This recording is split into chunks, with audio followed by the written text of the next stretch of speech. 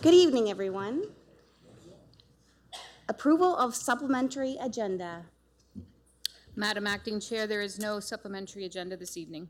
Right. Disclosure of pecuniary interest, direct or indirect, for open session agenda items and the greater nature thereof. Seeing none, we'll proceed. Deputations. Council, none was received this evening. Perfect. Consent agenda. Is there any items to be removed and set aside for consideration and debate separately? Councillor Oche? Thank you, Your Worship. 10A2, please. Okay. Councillor Kirkwood-White? Thank you. Item 3.7 and, 10C7 and 10C8.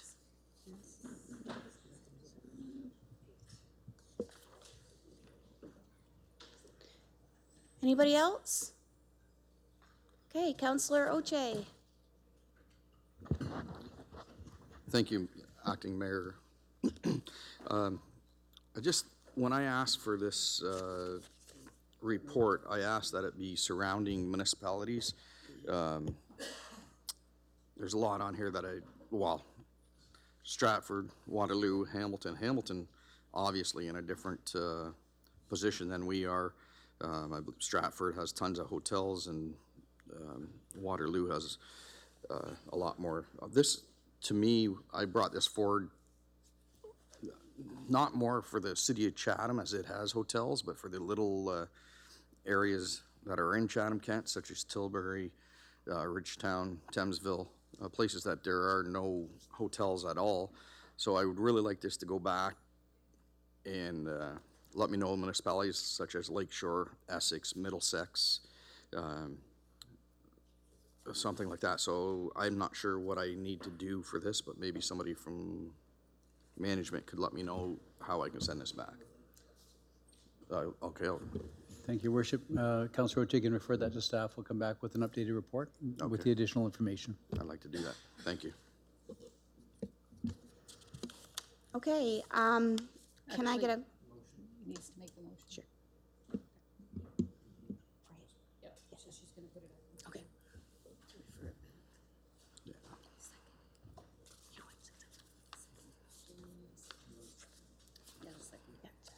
Yep. So you'll make the motion make the to motion receive to and a seconder? refer Thank that you. back. All approve? Opposed? Okay. Oh.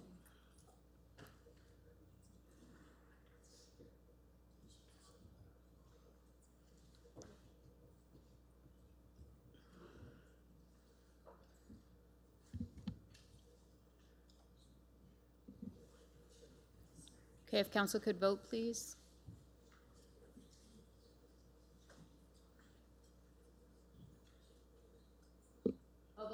All votes are in. Motion passes 15-1. Okay, Councillor Karen Kirkwood-White. Thank you, Acting Mayor. There is a reference in the Chatham-Kent Museum Advisory Committee minutes and the Ridge House Museum Advisory Committee of a strategic plan that has been approved by administration, and I'm just wondering whether we could have a copy of each of those plans.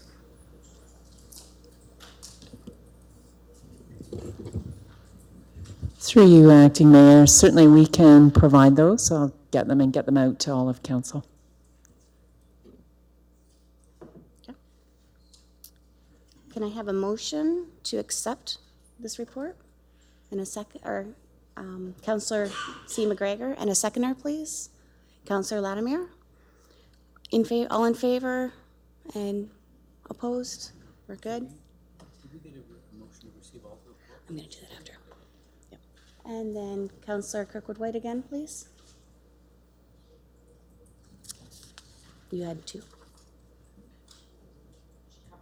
Okay, perfect. Okay, so can I have a motion to accept all other items on the consent agenda, please? Councillor Bondi, and second by Councillor Finn. All in favor and opposed? Thank you.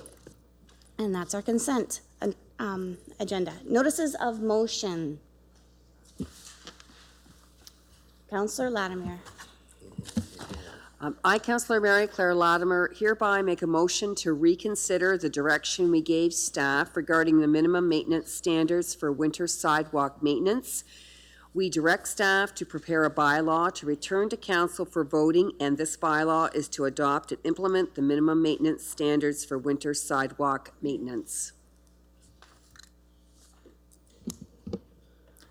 Council, I understand that, Councillor Latimer, that you would like this voted on this evening, and so therefore we would need to waive notice in addition to it being a motion to reconsider. Therefore, we require a 2/3 vote before we can put this on the floor for discussion this evening. I believe the motion is up there now, and we require 2/3.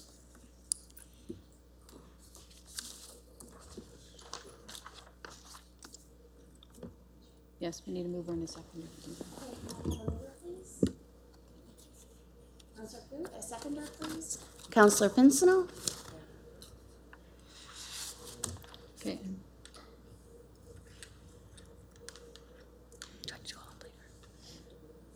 Yep. Here we go. Council, can you please vote now?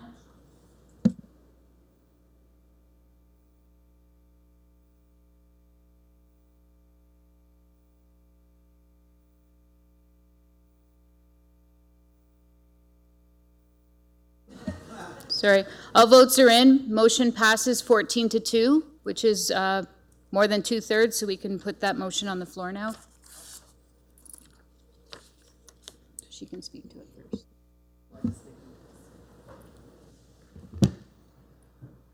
I move, we direct staff to prepare a bylaw to return to council for voting, and this bylaw is to adopt and implement the minimum maintenance standards for winter sidewalk maintenance.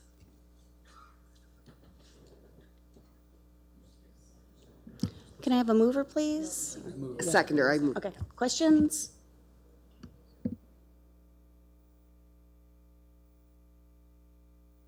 Can I have a seconder, please? Counselor Crew, questions? Counselor McGregor?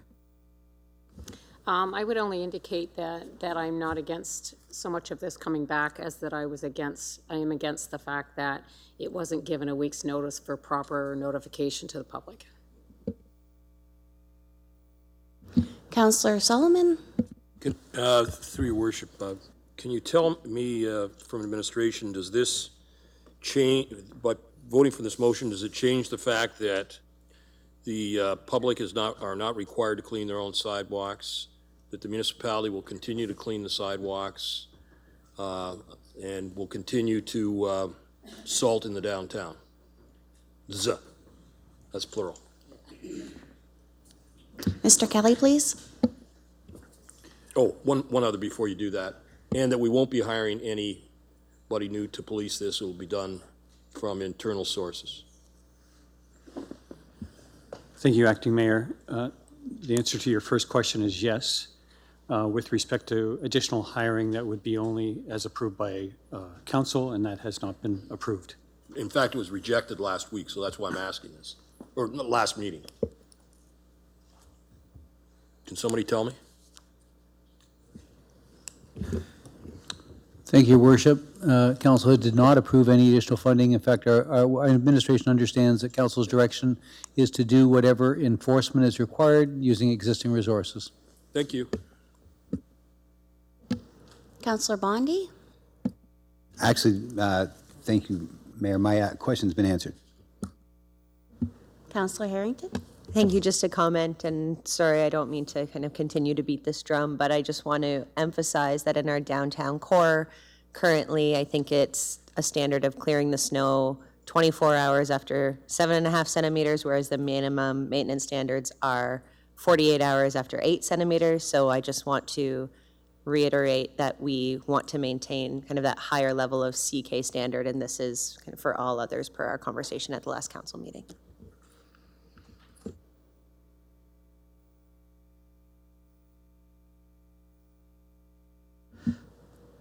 Mr. Kelly? Thank you, Acting Mayor. So as I read the motion, it says we will adopt the minimum maintenance standard, and that is the standard as described, is when it exceeds 8 centimeters, we are out there within 48 hours. So this is above and beyond, this request, I think, is above and beyond what the current motion states.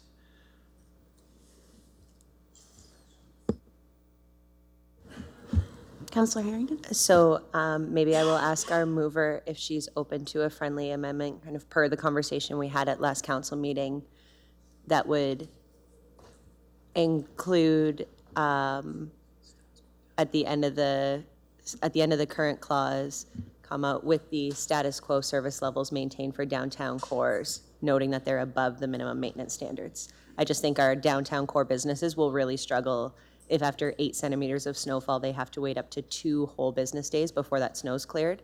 Whereas right now it's 7.5 centimeters and it's a 24 hour, so it's only that one day that they're adjusting. I think that could be difficult. Mr. Kelly? Thank you, Acting Mayor. From a practical standpoint, in order to meet the MMS for sidewalks, we have to get out there before 48 hours because of the amount of sidewalks we will have to clear. So from a practical standpoint, we will be exceeding that requirement. However, as I read the motion, it says that that will be our guide as far as our guidance. So we will always be out there on a regular basis from a very practical operations perspective anyway, if that helps council. Counselor? So I'm super relieved to hear that. I also, though, think that if we have what is now what I will call like our heightened maintenance standards for the downtown core, when there is an issue and it snows and it's been 2 days and somebody hasn't had their downtown sidewalk cleaned in front of their business, I'll be able to point to saying, you know, Mr. Kelly, this is our kind of stated level of service. Whereas right now, if that were to happen, it could be responded to me to say, well, council gave direction to have the minimum maintenance standards, and that is after 8 centimeters, 48 hours for snow clear. I just think that, you know, we need to make sure that we're doing right by our businesses in the downtown cores. Mr. Schaffer? Thank you. I respect council's direction to set the service levels and also set the appropriate budget when we're dealing this. So some of the discussion we've had tonight is the sensitivities around increasing any additional costs, and we're trying to respect that. But when you start changing the minimum service requirements or minimum maintenance standards, then sometimes there is an additional cost. And so, you know, as much as we'll continue to drive efficiencies and still try and find ways to make it better, right now our staff are tasked, and as Mr. Kelly said, they're out early, and our downtown cores are one of the first sidewalks and roads to get plowed, and then we go to our arterial roads and so on through the, so those are things that we're currently respecting. But I would just caution council, if you wish to set a higher service standard, then please be prepared that we may be back to you if there is an implication on the budget. And that's not in any way trying to push back on what you want to have as a service standard, but we can't just say we're going to make the service standards greatly improved without understanding that there is going to be a potential budget impact. That's all I'm. Counselor? No, absolutely, but I think my point is that currently the service standard is to have those sidewalks cleared in 24 hours. And in the report that we received from council, the only additional funds were around the enforcement of the minimum maintenance standards around sidewalks. So I just, you know, I'm just requesting for that friendly amendment. If not, then I don't think I can support this, because I think this actually provides a loophole for us to then not do right by our downtown core business areas.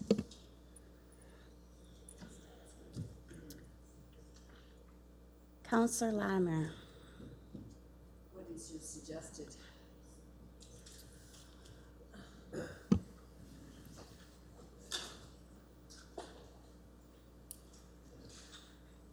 Implement the status quo, keeping in mind the minimum maintenance standards? Well, I was going to say, and implement the minimum maintenance standards for winter sidewalk maintenance, while keeping the current service levels for the downtown business areas. Yeah, You good? I'm all right with that. Good. And then the seconder? Is that okay? Good. Any other questions? Yep. Oh, Counselor Hall. Sorry, just a question of clarity, I guess. What, we passed a motion last time in Tilbury. Can staff just explain to me what is there anything changing with this? Are those you know, or the motion that we passed last time in Tilbury, is that still being carried out by staff as you prepare this bylaw? And does this change that direction at all? Mr. Kelly? Thank you, Acting Mayor. With the provision to meet the minimum maintenance standard, we will add to the approved motion 2 weeks ago to treat the sidewalk, if practical, to prevent ice formation or improve traction within 48 hours if the municipality determines that there is a substantial probability of ice forming on a sidewalk. Okay, thank you. Councillor Crew? Thank you, Acting Mayor. I just want to say that the minimum maintenance standards are imposed by the province, and we have to do that to protect our community from, you know, slips and falls and things like that. And the other thing is that this is for a bylaw and for voting. So, you know, if there are things in it that you're not comfortable with, we can work on that when it comes forward.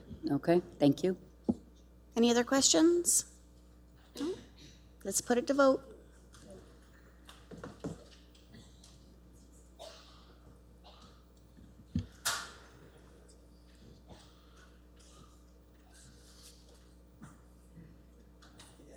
All votes are in. Motion passes 14-2. Number 12, tender awards. Oh, sorry. Oh, sorry, excuse me. I have a notice of motion. Councillor Solomon? And I think Meredith has it, but I'll read it. I, Councillor Solomon, it's proposed arena complex. I, Councillor Solomon, hereby provide notice that I will bring the following motion at the November 4th council meeting for discussion and voting. Number 1, that the administration report to council reporting all funds spent or committed to be spent for any matter whatsoever relating to the proposed arena complex at the November 18th council meeting. And 2, that administration update council on these expenditures quarterly. And 3, that administration report on the status of any provincial and federal grants to Chatham-Kent for this proposal. And I've got a signed one here, but there's one up there too. Any other notices of motion? Okay, number 12, tender awards. Tender award 12A, results of request for proposals R19-330 for developing affordable housing, Ontario Priority Housing Initiative Municipal Affordable Housing Funding Programs, award recommendations. Can I get a mover, please? Councillor Kirkwood-White. Can I get a seconder? Councillor Crew, questions? Councillor Finn? Just one. Wondering if any of these units are all going to be accessible, or are they going to have just a couple? Hey. Thank you, Acting Mayor. In response to your question, Councillor Finn, one unit in the first RFP for 336. I'm not sure if you were asking about 330 or 336, so for both of them? Okay. So for 330, it's going to be one unit, or sorry, yes, one unit will be a modified unit, and the remainder will simply be barrier-free.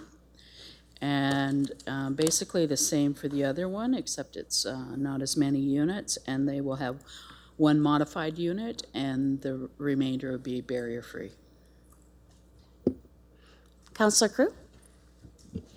Shelley, can you, how much more money, or when you sent out this request for affordable housing, did you get a lot of people taking you up on that? Unfortunately, no. We had one respondent for each RFP, which was disappointing to us. And as you know, I had asked council for an additional $1 million to put to it. But unfortunately, I don't have a clear reason as to why, except that in the past, we've had two very active private for-profit companies that normally put in. Only one of those put in this time, and we only had one private nonprofit group submit. So I'm not sure if it's just because they're too busy right now with the ones that they currently have under construction, or I think the other part of it is that the municipality is lagging behind a lot of other municipalities in terms of having policies to encourage the development of affordable housing. And we'll be back in, I believe it's December that we're aiming for, back to council with a report on some recommendations for policies that might encourage more participation. Would that be through the Vink Consulting that we attended the workshops for? Yes, so it wasn't for the workshops per se, but it was Vink Consulting that was hired, and they worked with an internal committee, including planning and building services, and employment and social services, as well as housing. And we're currently working with the planning department to get a report finalized and bring to council in early Good. December. Yeah, you know, as well as anybody else, that it's a crisis, and we really have to start thinking outside the box and being more proactive as a council to make sure that we have the housing that we need for our community, which is not always housing developments, but low-end, lower, more affordable housing, and housing for those who don't have any housing at this time. So I look forward to that and some of your recommendations. Thank you. I'm excited about our report that we're bringing forth. I think it has a lot of good ideas. Mr. Norton?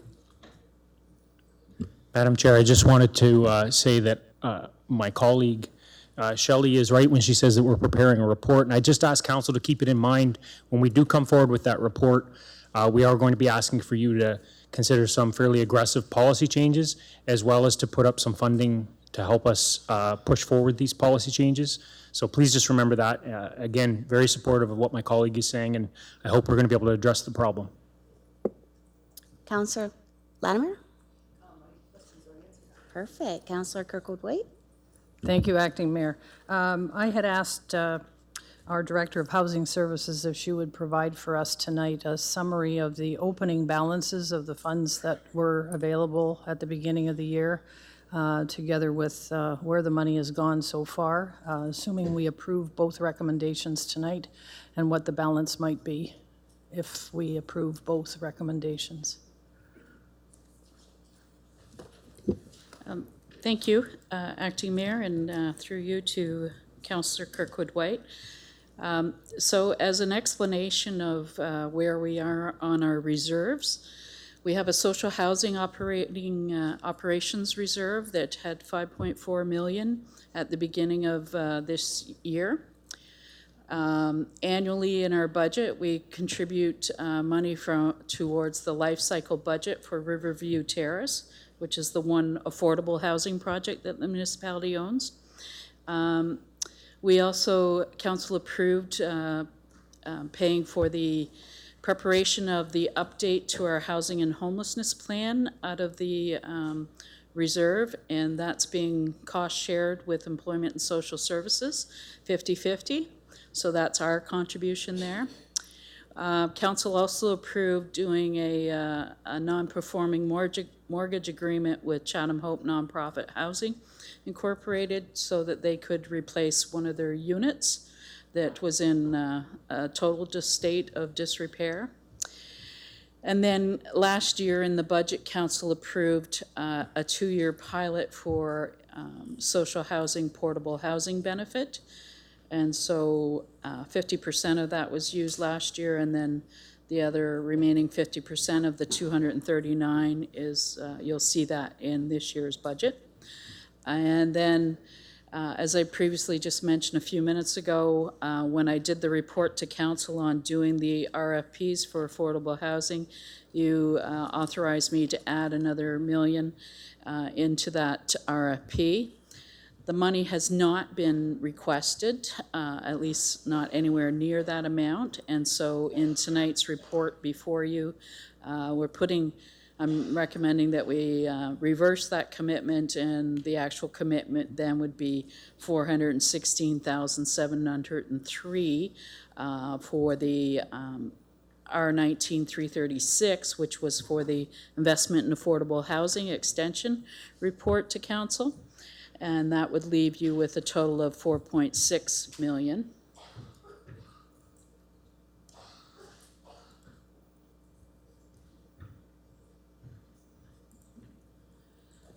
The other reserve is the CK Affordable Housing Reserve, and we had an opening balance of just over $1 million.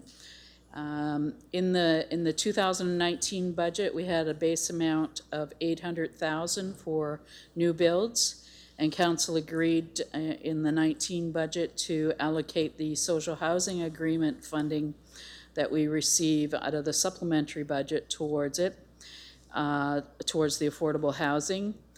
And council has made a commitment to fund the 18 Dolson Street affordable housing project if and when it gets approved through the planning tribunal.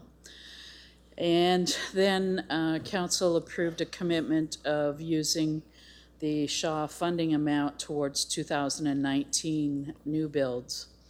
So that would have left an uncommitted balance of $365,000, and I'm suggesting that we reverse that commitment, and instead we only need to draw down $52,790 out of that reserve. So it leaves you with just over $500,000 in that as well. Okay. Councillor Sakachi? So just wanted to, we've had conversations in the past in regards to even a little bit of this, and I just want to say I'm very supportive of what you and your team is doing. I'm also very supportive of what Mr. Norton has said in regards to having to look at different things that we have to do in regards to policy changes. And I think it's fantastic that we finally have something transpiring in South Kent, right in the Blenheim area. It's a necessity for our area. We really need it. And I was just kind of curious, I might have missed it in the report, but is there an estimation for completion, or even starting the project anyways?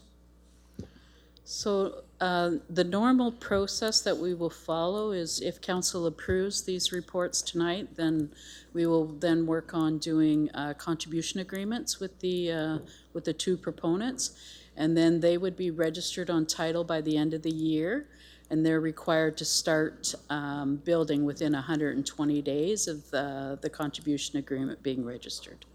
And I know the folks there in Blenheim have worked really hard and diligently at this, so I really wish them success in this project, and I'll definitely be supporting this. Thank you. Thank you. Great. Any other questions? Okay, let's put this to vote. Oh. Yep. Do I need a motion? I already did a motion.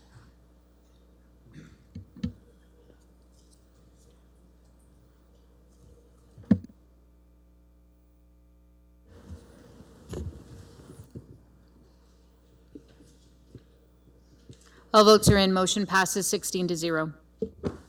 Item 12B, results of request for proposal R19-336 for developing affordable housing, investment affordable housing extensions, and municipal affordable housing funding programs, award recommendations. Councillor Kirkwood-White? Happy to move the recommendation. Councillor Foz? I'll second that. Questions?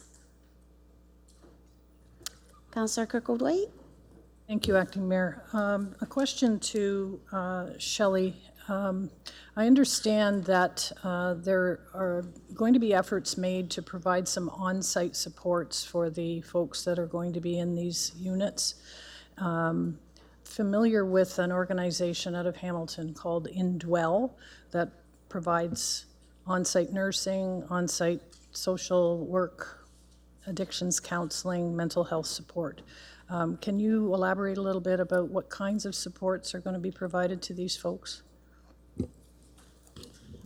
I can, however, it was an Employment and Social Services RFP that addressed that, so I'll turn it over to my colleague.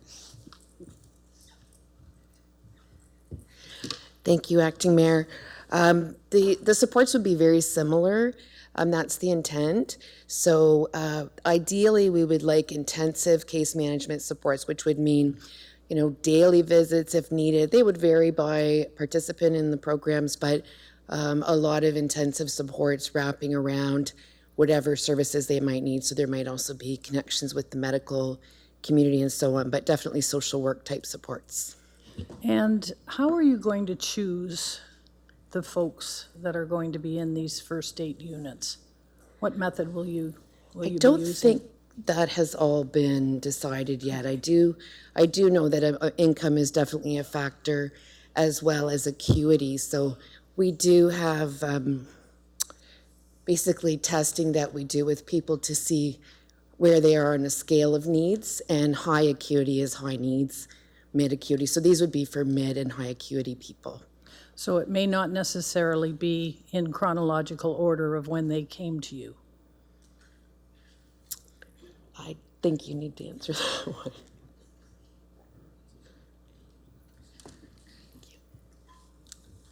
Thank you, Acting Mayor. So for affordable housing projects, we're not required to do it by chronological order. And so for this program, that's not the intention.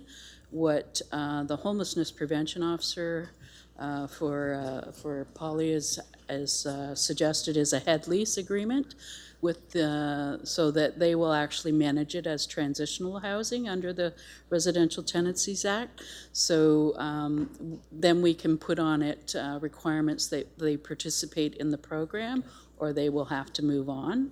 So essentially what the goal is to help those individuals that go through the program to become better able to sustain themselves in more permanent residential accommodation once they've received the kind of support they need to get them below the mid-acuity level.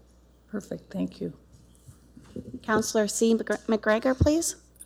Thank you, and through Acting Mayor McGrail, through to you, Shelley.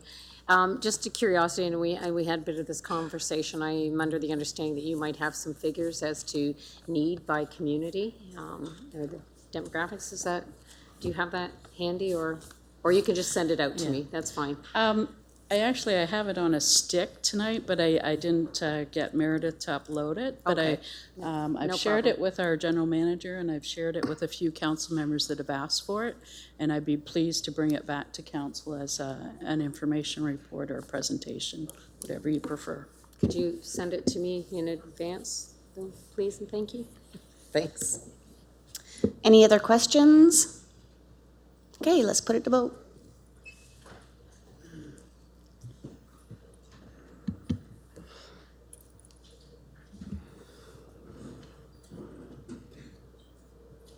Councillor C. McGregor? Thank you. Thank you. All votes are in. Motion passes 16-0.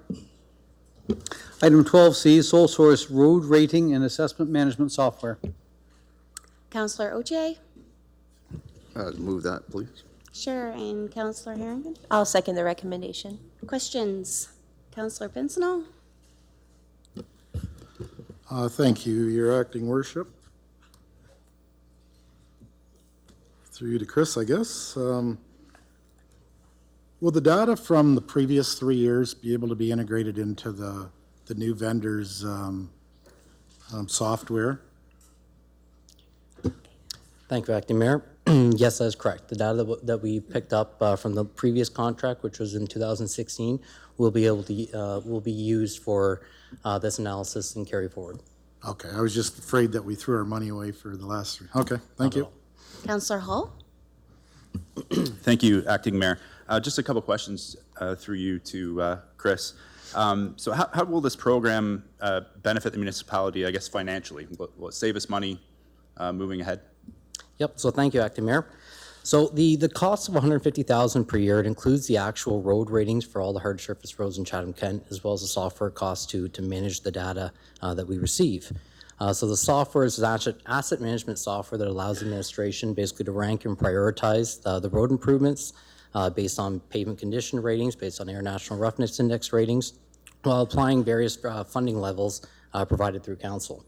So the road ratings are captured by an automated vehicular service, which ensures consistent, repeatable, and accurate data is retained for the proper analysis. Continuing with this automated rating service and this required software to manage the data will allow administration to start producing degradation curves to our road network so that we can apply accurate decision trees and make the right decision at the right time to maximize efficiencies and maintain proper levels of service. So without this automated vehicular rating service, we'll require Chatham-Kent staff to physically go out and visually rate all of the roads within the municipality, which introduces not only sources of error with inconsistent and inaccurate ratings, but also a large effort for staff time as well. So the software that's required to manage the data received is required to manage this data. Without it, will not allow us to manage the data. And then the 150K is from the roads, and then the 150,000 per year for the roads, and then the 6,000 per year for sidewalks are all being proposed from the life cycle accounts. Okay, thank you. Councillor Sakachi? Hello, Chris, how are you? Not bad. So my question is about the actual software. So you were able to give me some brief, actually some very good information quite some time ago when we had a conversation about Ellen Street. So with that software though, if the road, let's say we have 10 kilometers of road, if we have 9 kilometers of road that's really, really good on the same stretch, and then 1 kilometer that's really bad, so to speak, does that estimate that whole road together? So basically it averages, because my concern is, and I get it, but when you look at it from a statistical standpoint from software, sometimes it gives us a little bit of false pretense in regards to certain areas being really, really poor. So is that how it works? Is that my understanding, that if it basically rates that road from start A, A point to B point, and gives you kind of an overall general rating of the entire road? Thank you, Acting Mayor. So it provides us with two different pieces of information. It provides us with an average amongst the whole road segment from intersection to intersection, as well as a per meter analysis as well. So if we want to drill down and look at the actual per meter analysis to determine if there is actually that kind of difference that occurs out there, then we can look at that as well.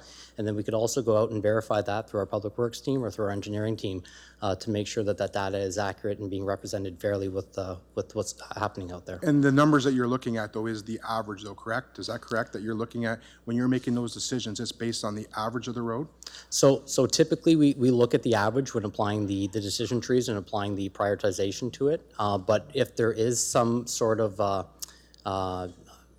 we do also apply the other layer and take a look at the per meter as well, which allows us to evaluate those kind of criteria. So we do look at both, but we make our decisions based on the average typically. So isolating, and I keep my comments quick. So isolating contractors to smaller areas of the road obviously is very expensive for you guys. So what is the best case scenario when we have long roads that are basically in good shape, but there's sections that are in really poor shape? So from a councilor perspective, when we get a lot of concerns about a small stretch of road, but if you're doing that small stretch to isolate the contractor there, what's the best way to target those smaller specific areas, I guess? So that would be Public Works in consultation with us through this data that's received. They would be the ones out visually inspecting and managing and maintaining the roads. So they would identify if there is a concern that's either brought up through public, through the council, or that they identify in the field through their visual inspections and being out in the field. They would consult with the engineering team with this data that's retained. They would verify that there's no other planned works happening with the whole road segment as a whole. And if it's just something that they need to prioritize as a smaller scale project. So yeah, so there's a localized, so just one quick more. So if there's a localized area where you're fixing in that town or generic area, is it possible for you to locate the crew there to fix a section like that? Because the past conversations, it seems like when you're isolating for smaller areas, it seems like it's not cost effective. So you know, I just have a hard time with this program, is because it gives you us an average. And areas that are really bad when it's averaged out, it doesn't make a lot of sense to me from just from a common sense standpoint. So I just wanted to make sure that was heard, because I have some very, everybody here around the table has some people that have some roads that are in really rough shape, where their neighbors one intersection over, it's immaculate, and that changes the, you know, the complex of the data, right? So I just wanted to kind of clarify that, so, you know, for my own purposes. Mr. Kelly? Thank you, Mayor. If I could add, from a very practical standpoint, our funding on our roads is at 48%. So what that means, we have 10 projects we should be doing, we can only do 5.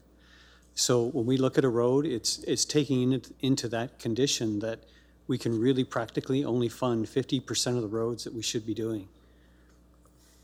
Thank you, and I respect that, but that plays more into my comment.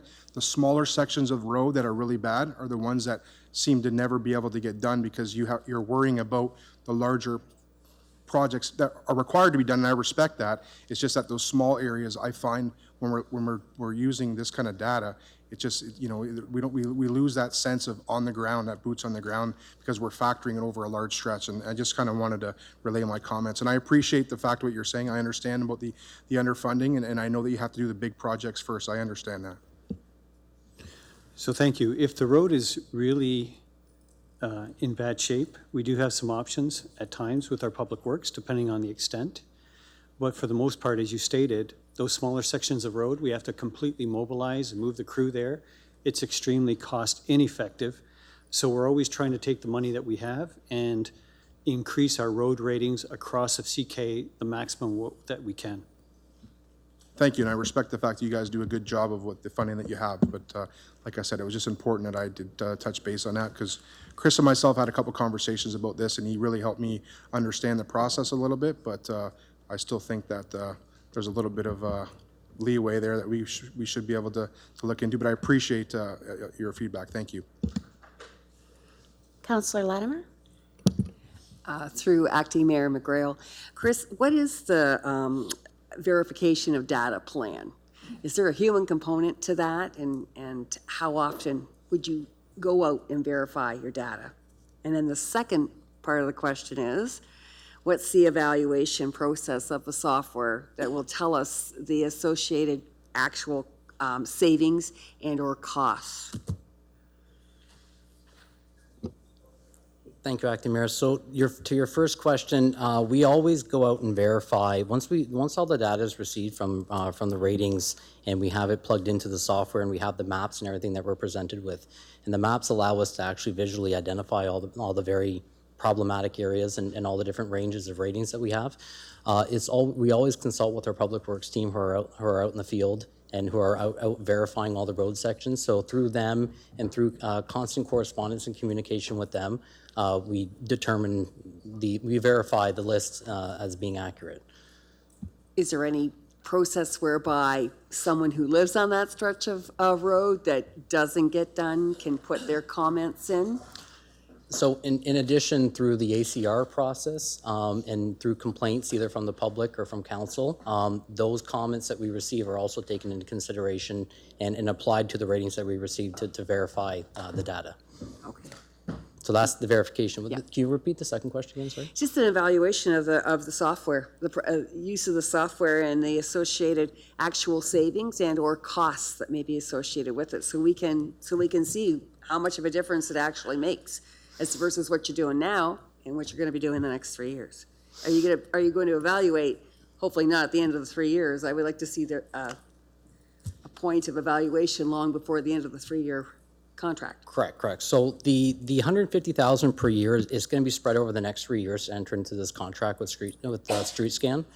The $150,000 will be for them to go out and rate all the roads. All the ratings will be done within 1 year.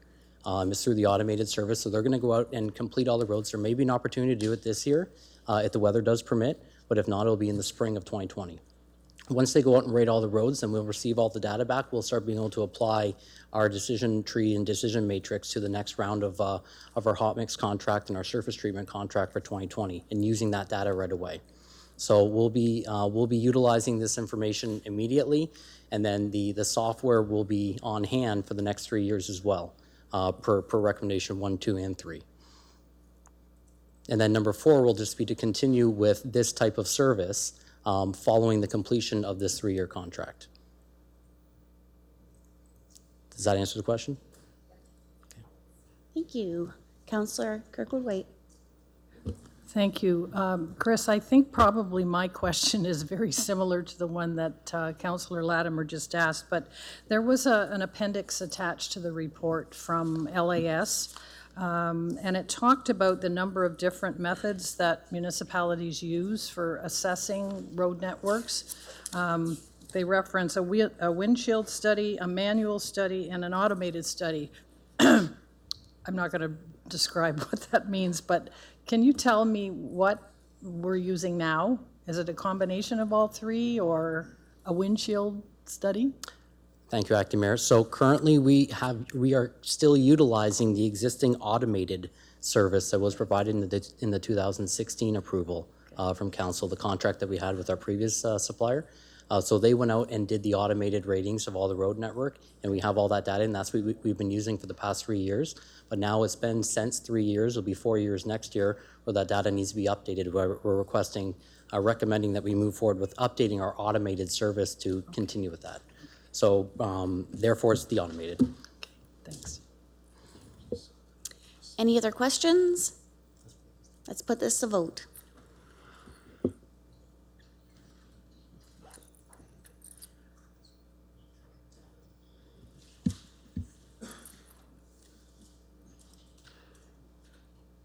All votes are in. Motion passes 15-1. Item number 13, Community Human Services. Item 13A, Canada Learning Bond Project. We have a brief presentation. I know it says Melanie, but I believe Melanie's got a sore throat today, so Polly Smith is going to fill in and provide the presentation. Welcome, Polly.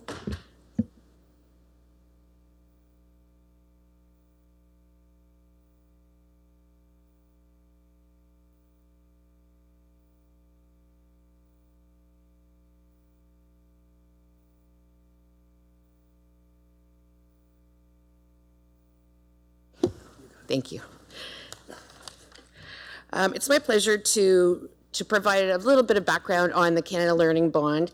It's a federally funded program that Employment and Social Services has been promoting for a number of years under my colleague Melanie Austin. And we're presenting this to you because November, which is coming very soon, is Education Savings Month.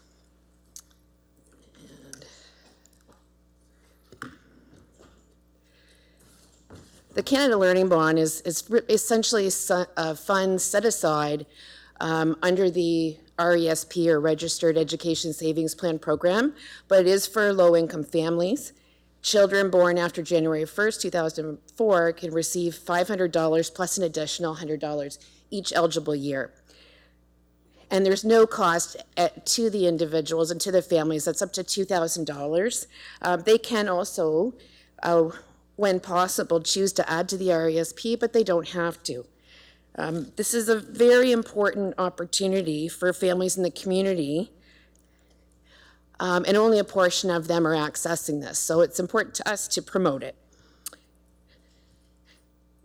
What a lot of families don't realize is that this is set up at a bank. You can go into your bank and do this. There are special events that we're promoting to assist people with this, and it really is very accessible. The banks are very familiar with this, and often people are intimidated by banks, but they are ready to receive them.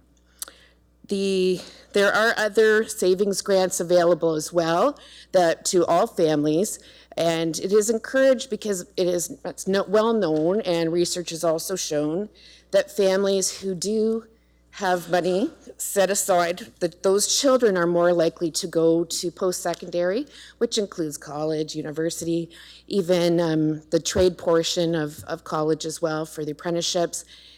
Those children are more likely to stay in school, to complete their post-secondary, and to attend in the first place. At this time, only about 31% of eligible children in the community are registered. That means that about 70% are not. But by being involved in this program, enrollment has increased, and this is money that's going into our children of Chatham-Kent, but also into the community of Chatham-Kent and to our schools here in Chatham-Kent. As of June 30th, we determined that 13,000 children were eligible, and and only, as I mentioned, 30% of them were participating. We really are just asking that the community continue to promote this valuable activity, that there are a number of events coming up in November where children can be provided with the ID, like social insurance numbers and new birth certificates that are required to register, and talk to the banks to get the process started, just to make it very simple and seamless, and that we can have more children in Chatham-Kent going to post-secondary, which aligns with our goals of economic prosperity for all. And I don't know if anyone, questions? Thank you, Acting Mayor. Just a couple of quick things. So I assume once a child is born, they can register for this, right? So there's no age requirement, like I just didn't read in the report, but I kind of just did the math and figured out that for up to $2,000. So once a child's born, they can, if they qualify, they can register right away.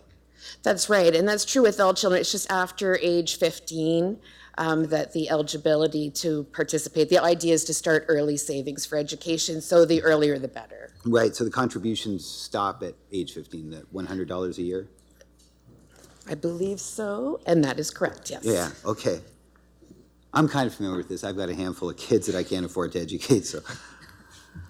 Although these kind of things help, so just so that we can clear. One thing that I've heard, and I've never really gotten an answer from, some have said that participating in an RESP will have a negative impact when a child applies to OSAP. And I don't know whether that's true or not. Have you ever heard, No, that, like all of a sudden, oh, the child saved so much money in this registered fund, and it's it has a negative effect on a child's ability to receive grant money from OSAP. Now, I don't know if that's the case. I just wondered if you had any comment or. I also am not 100% sure on that. I can find that information out and we can share that. I think it would have to be a significant amount of money beyond what these grants provide, but I do believe that they are, they are working together with the government. So right, because it's just kind of a bad myth if it's out there, because I think that discourages people from doing the right thing. That's a really good point. Thank you for that, because I think that's something that we would want to dispel, that myth in the community, absolutely. And get the facts on that. Thank you. And another thing I'd have to say, at 31.4% of eligible children enrolled, you said, wow, that's kind of, I think that's amazing to have 31% of enrolled in anything is, I think, a pretty significant number, and clearly those letters helped out. And one other quick question, if somebody had a number of children and maybe say the first child was eligible for the program, and that first child decides not to attend any post-secondary education, is the money transferable to a next child or not? That I don't think the grant is, no. I think there's parameters for each child, but they can receive their money back. Anything they've contributed goes back. Otherwise, if it's the federal funding, it goes back to the federal government. Yeah, that was kind of my next comment. So people don't have to be fearful if they put money into this, that if somebody doesn't go to school, it just goes away. You get all your money back, just not the grant money, obviously, if you're not using it for the appropriate purposes. Exactly. Okay, well, congratulations. It's a great program. I'm sure it'll give people a real leg up. 15 years of potentially free money towards an education is a terrible thing to miss considering the cost of education. So thank you very much. Appreciate it. Thank you, Acting Mayor McGreal. I see that you have 7 locations, but you don't have any location in Ward 4. I was wondering if you could add Dresden Arena so that 4 ward would be represented. I believe this is a very important program, and I think the idea is to get it promoted as much as you can. And for all of Ward 4 to be missed, I think is something that we need to address. So I would appreciate it if you could do that. Okay. Yes, we will. Okay, thank you. If you want, I can move the recommendations. Sure. Okay. Is there a seconder? Just to receive? Yes. Seconder? Okay, Councillor Crew? I think most of what I want to say, Polly, has been covered, and Melanie behind you with her whispery voice. But this is just really free money, like my colleague said. Now, if you're low income when you start the process and you become not so low income, are you out of the program? Does the grant go back? No, so it's part of an RESP. So it's, once it's there, and people's incomes fluctuate. So the child might not be eligible every year for the contribution, but certainly Okay. as families' incomes rise, they can contribute as well. And the money, my understanding is the money's secure in that. Okay, good. In that fund. It's good news. Thank you. Counselor Finn? Just a question, you say you mail out the letters. When could they expect to see them? The federal government mails them out October 28th. Any other questions? Oh, Counselor Latimer. Through Acting Mayor McGrail.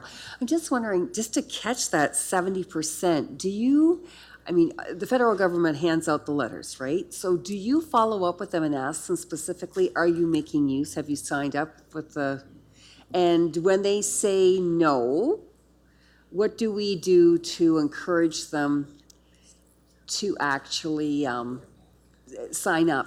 Other than go to the bank, I'm just wondering if we made any efforts to have a bank representative right in our own facilities. Yes, thank you. There is a committee that's made up of the school boards, community partners, the banks, social services, numerous departments in the municipality, and that group goes out and promotes to the banks and in different locations and through different groups. We can't receive a full list from the federal government of who's eligible, but we do work with a number of low-income people in employment and social services, so it's heavily promoted through our programs with our families that we serve. So and one of our programs, the Learning, Earning, and Parenting, that's actually it's part of the routine, and we actually track case managers' work following up with the Canada Learning Bond. So what would be can you give me 2 or 3 reasons or examples of why families would not follow through on this? And if you do know this, are there any plans to address those concerns that the families may have? So my understanding, and it's fairly anecdotal information, but it seems people are sometimes intimidated by the banking system. So a lot of work has gone into making that more comfortable, and also by providing these events where the banks are on site to sort of bridge that. And sometimes people just, like all people, we can procrastinate. Right. Especially if we're nervous about something. So it really is the intimidation, the financial industry intimidation. That seems to be a major factor, yes. Okay, thanks. Counselor Sakachi? All my questions pretty much been answered except for the one. What roughly is the threshold? I know it says low income, but what's roughly the threshold of that mark? Just out of curiosity. So there's a sliding scale based on family size, but for a family with 1 to 3 children, it's $47,630. And as the scales, it does change based on, like, if something happens to them that will affect it in a positive way, like in regards to the funding, or it's basically just going to stay the same the whole time? Like, say if a job loss, loss of a spouse or something like that, the maximum is $2,000 regardless. Is that correct? Yes, the maximum stays the same. That's correct. Counselor Kirkwood-White? Thank you. This is a comment directed to my fellow councillor. The United Way actually partnered with the municipality to provide an opportunity for those picking up backpacks to be educated about the Canada Learning Bond as well. So I think we got a few that way as well. Perfect. Any other questions? Okay, let's put this to vote.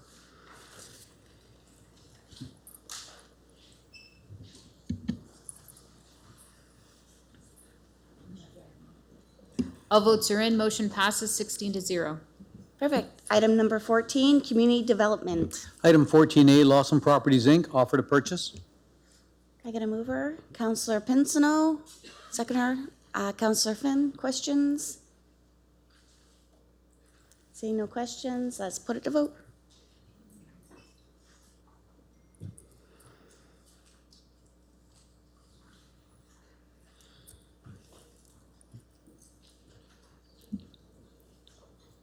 Counselor Crew? All votes are in, motion passes 16-0. Item 14B, Hill Valley Maker, Grass Cutting Vendor Services. Counselor Kirkwood-White? Thank you. I'll move the recommendation. Sure. Counselor Bondi? I'll second. Any questions? Let's put it to vote.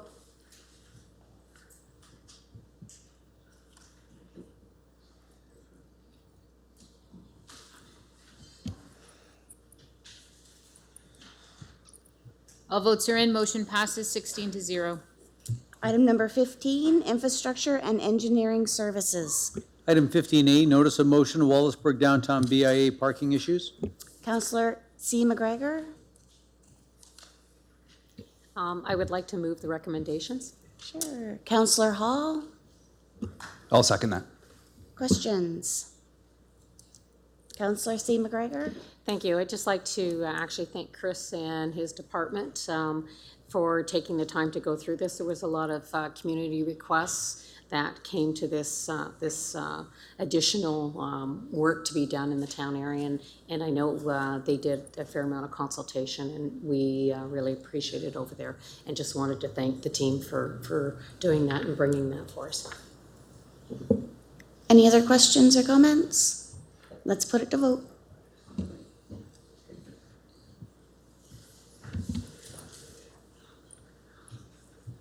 All votes are in, motion passes 16-0. Item number 16, Corporate Services. Item 16A, Hunting Bylaw 200-2004. Counselor Foz?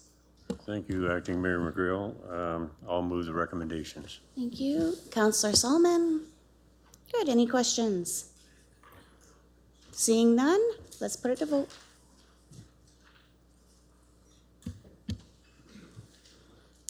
All votes are in, motion passes 16-0. Item 16B, 2020 Schedule for Council Meetings. Counselor Pensino? I'll move it, Your Worship. Sure. Counselor Wright? Sure. Any questions? Seeing none, we'll put it to vote.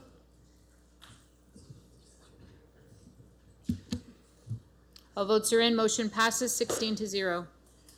Item number 17, Finance, Budget, and Information Technology Services. Item 17A, Swift Waiver. Counselor B. McGregor. I'll move the recommendation. Counselor Oche. I will second that. Any questions or comments? I have one. Before we vote on this, as being a member of this group, this is a very good project. And it's a very good product they are offering rural residents. So I am full-heartedly behind this, and I can't wait for the excitement for what it'll come to fruition. So with that said, let's put it to vote.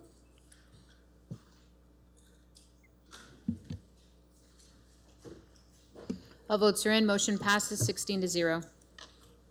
Item number 18, closed session reports. Thank you, and through Acting Mayor McGrail, I'd move the following reports, and I have 3 here, so I'll read them all and we can move it possibly as one, if that's okay, unless there's any questions. The first is Monday, August 12th, 2019.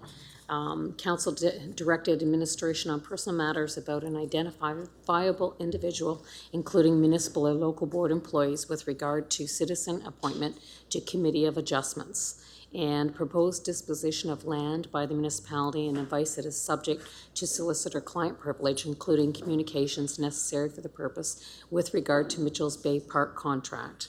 Council received information on advice that is subject to solicitor-client privilege, including communications necessary for the purpose with regard to Superior Court of Justice appeal of the decision of the Election Compliance Audit Committee, and proposed disposition and acquisition of property by the municipality and advice that is subject to solicitor-client privilege, including communications necessary for the purpose with regard to 508 Richmond Street in Chatham.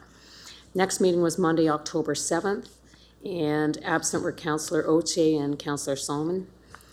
Council directed administration, and only absent from closed session, I believe so. Council directed administration on proposed disposition of land by municipality with regard to Lawson Properties, Inc., offer to purchase section.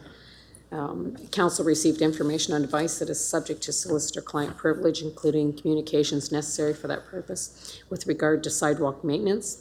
Advice that is subject to solicitor-client privilege, including communications necessary for the purpose with regard to revised Section 28 draft LTVACA, Conservation Authority Policy for Development along Lake Erie shoreline within the municipality of Chatham-Kent, and advice that is subject to solicitor-client privilege, including communications necessary for that purpose with regard to 182 King Street, West Chatham.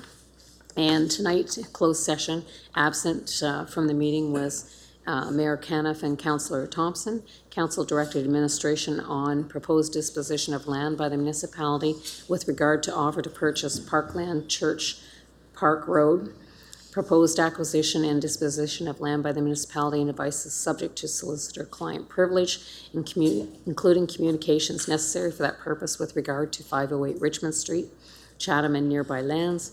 And council received information and advice that is subject to solicitor-client privilege, including communications necessary for that purpose with regard to sidewalk maintenance and security of the property of the municipality and education and training of members with regard to cybersecurity training. Thank you. Can I get a mover to receive the report? Councillor Latimer, seconded by seconder Councillor Finn. So, perfect.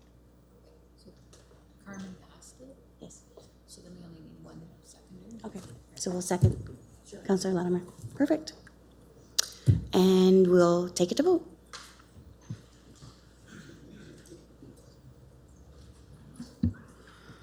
All votes are in. Motion passes 16-0. Item number 19, approval of communication items. Are there any items that need to be pulled from package? Councillor McGregor? 1C. Anybody else?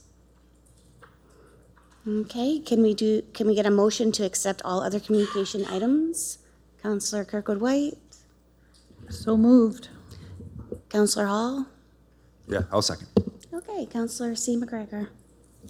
Thank you, and through the acting mayor, I just wanted to pull this report out. It was from Deputy Minister Helen Agnes from the Ministry of Health, and she had sent communications through with our moving forward process with the changes that will be coming to emergency services and public health through the province. And I just wanted to point out that they have appointed the administrator, Mr. Pine, which I think comes from the Kawarthas area. Is that correct, Kawarthas? And, but I've heard really good things from him through my health connections about his ability and how he'll lead this group. So, and then I just had one quick question, and I don't know that if anybody has the answer at this point, but maybe they could at a later date when they do know. I was just curious as to when the municipality is contacted, if we could be informed as to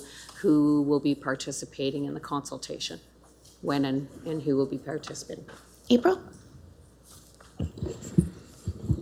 Thank you, Acting Mayor McGrail. We have received no communication whatsoever. This letter that's in communication came through the CAO's office. So as soon as we know anything, and while I can't speak for the CAO, I'm sure as soon as we hear that we will let council know, and even the extent of what the facilitated discussions will look like has not been shared with us yet. That's kind of what I figured, but kind of bring that out. Thanks. Okay. Can I get a motion to accept the pulled items? Thank you. C. McGregor, and seconded. Councillor Oche. Thank you. Okay, item number 20, non-agenda business. So I'm going to do what Mayor Caniff does, and I'm just going to start this way. Okay, Councillor Kirkwood-White. Thank you, Acting Mayor. I've had a couple of questions from folks inquiring about proposed renovations to Memorial Arena. So I did inquire of Jeff Bray, and here's the response that I got, and I just thought it would be important for people who might be wondering. There was some talk about fixing up the washrooms at Memorial. During the summer, the municipality issued a request for quotes to install new fixtures in both the men's and women's washrooms. There were 5 bids received, and all were in excess of 2 times the project estimate that was developed in consultation with a contractor. And as a result of that, the project was canceled. So staff will be reassessing the project for inclusion with the 2020 Arenas life cycle reserve. And I thought that just because we hadn't been advised of this, that there might be people that would be wondering what happened with that. So, thank you. Thank you. Through the acting mayor. First, 2 things. First question for Mr. Kelly.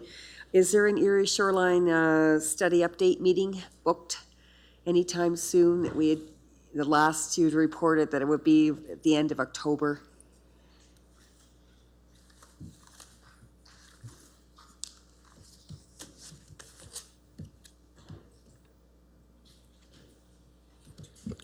Thank you, Acting Mayor. At this time, we have moved and reserved the dates of November 25th and 26th for the next round of public meetings. And that's down at Erio, where they were initially, or is that across the? Thank you, Mayor, Acting Mayor. It will be either in the same location or depending on perceived attendance, we may move it to the airport. Ah, very good. And secondly, I just want everyone to save the date, South Kent Town Hall meeting, Tuesday, November the 5th in North Buxton, 7 p.m. Thank you. Thank you. We're going on this side here. Councillor Finn. Just a couple events coming on Saturday.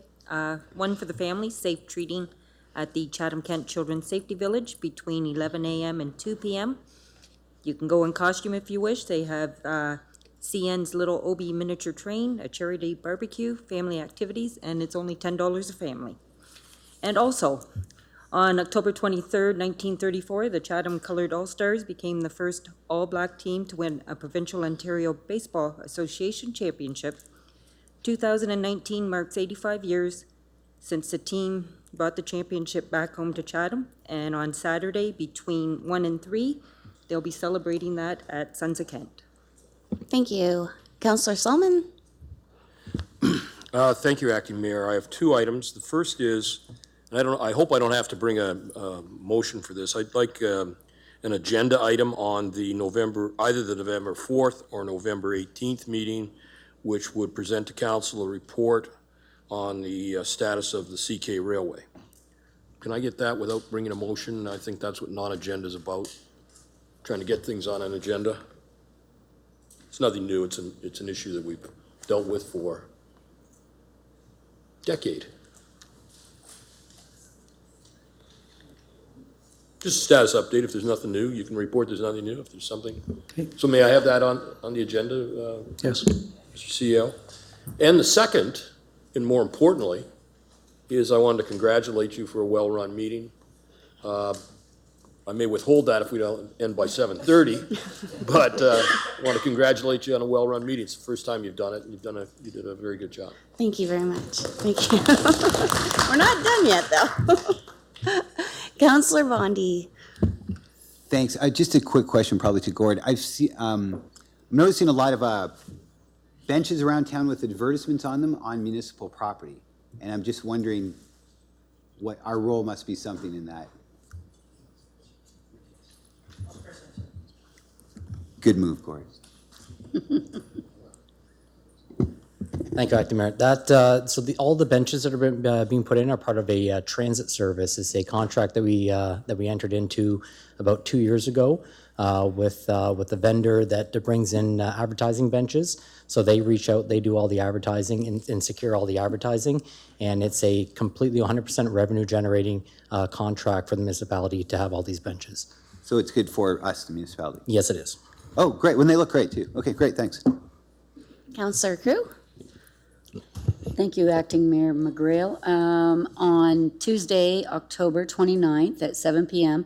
at the Chatham Capitol Theatre, there will be a free viewing of Us and Them. And this is a documentary that's hosted by the Chatham-Kent Drug Awareness Council.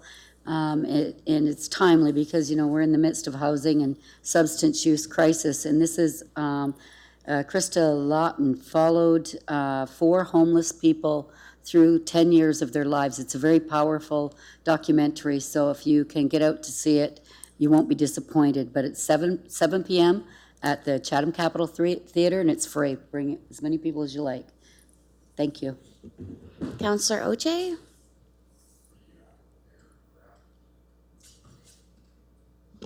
Hit the wrong button, I just voted. Anyways, actually, I got about 3 things. One, I'd like to thank Thomas and Chris. The Morris Line Bridge is excellent. I've only heard great things from the farmers in the area, so I wanted to pass that on.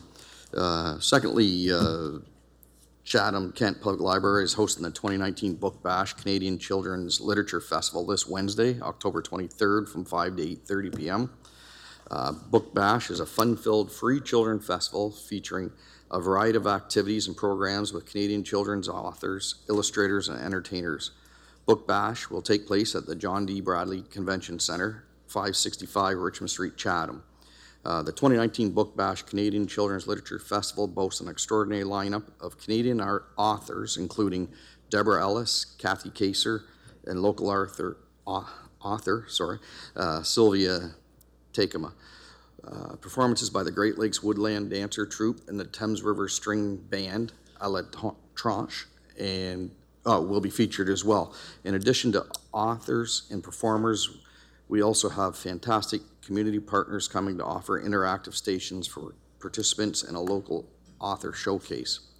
Book Bash buses are leaving from Bajaquan, sorry, not great on that, First Nation Public Library and Delaware Nation Community Center at 5 p.m. to come to Book Bash. We hope to see everyone there on Wednesday evening. So that's Wednesday. I'm volunteering, and they could definitely use some more counselors if anyone would like to volunteer at it. Please get a hold of the library. And then the third one is kind of goes along with Councilor Kachi's tree planting, but it's not a bylaw against cutting trees or anything. What I would like to know, if I could find this out for November 18th, is the different tax credits or zero taxing on farmland that has trees coverage. I know there are different tax bases depending on who it's going through. I believe the LTVCA may have one, but it'd be nice to know all of them and to know if our farmers actually know of them all. And is that something we could bring forward? Thank you. There already is an existing woodlot tax rate. I believe it's 0.25% set by the province based on the valuation of the property. I'm not sure if the court has any additional information to share. I know definitely that there's a 0% one out there as well. Thanks, Acting Mayor. Yes, I could bring an information report that has the different scenarios that are available to different property owners depending on the size of the woodlot and how extensive they want to manage that woodlot. Okay, that'd be great. Thanks, Gordon. Thank you. Councillor Sakachi?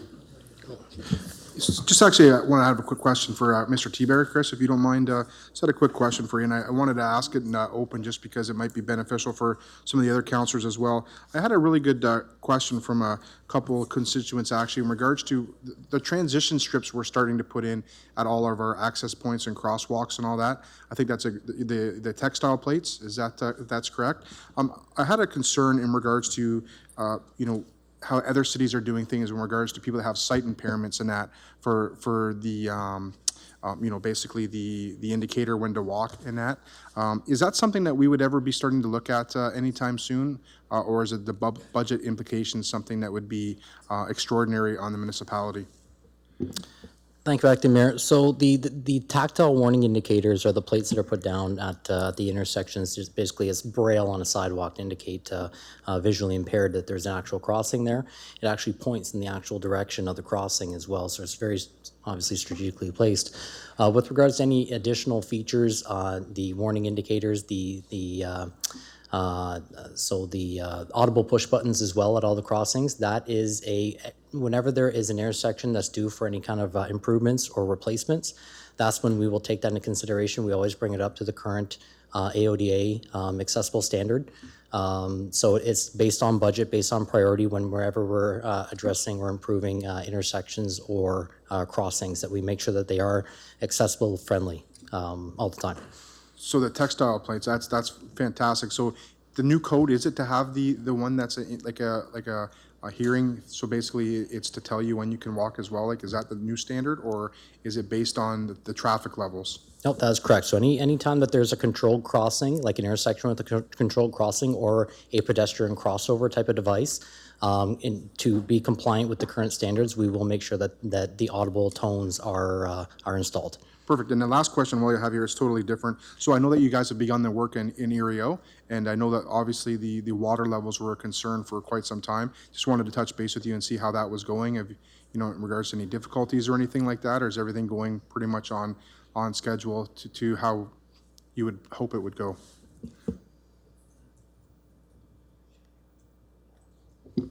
Thank you, Acting Mayor. So pertaining to which projects, like we are continuing to monitor the water levels and act accordingly. You're doing some road work there. I just wanted to make sure that was going as well as it possibly could, because I know the groundwater levels were obviously a concern this year. So I didn't know if you've, just because I haven't had a chance to touch base with you, if there's been any trouble, or if it's something that's going to still be on time in regards to the scheduling.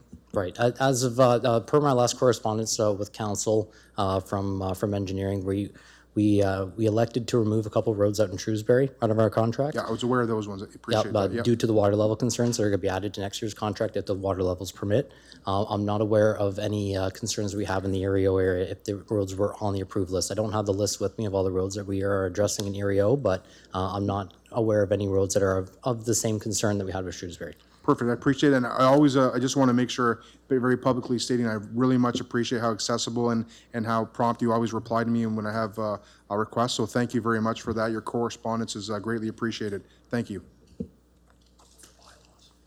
Councillor Solomon? No, I'll move I'll move the first and second reading of the bylaws. Sure. Reading of the bylaws, item number 21. First and second reading, moved by Councillor Solomon and Councillor Uche. Perfect. All in favor? Opposed? Carried. Third and final reading, moved by Councillor Latimer. Sorry, Councillor Wright. All in favor? Opposed? We're all good. Now, item number 22, resolution, council in closed session and adjournment. Thank you. I'd move that the Chatham-Kent Council adjourn to its next meeting to be held on Monday, November 4th, 2019, and that Chatham-Kent Council authorize itself to meet in closed session on that day to discuss any matters permitted by the Municipal Act. Okay, can I have a mover? Councillor Pincinel, or seconder, Councillor Pincinel. Thank you. We are done.